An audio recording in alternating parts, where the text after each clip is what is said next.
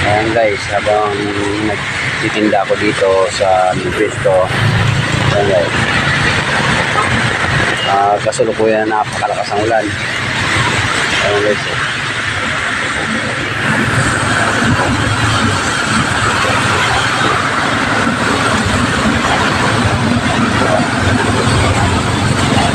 Ayan guys.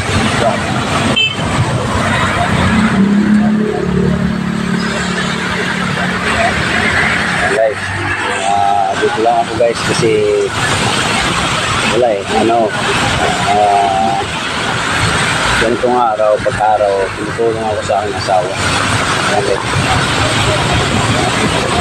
Ito pala guys, sumatinda ako burger, siomay rice, soft drink, kape, balot. Yan.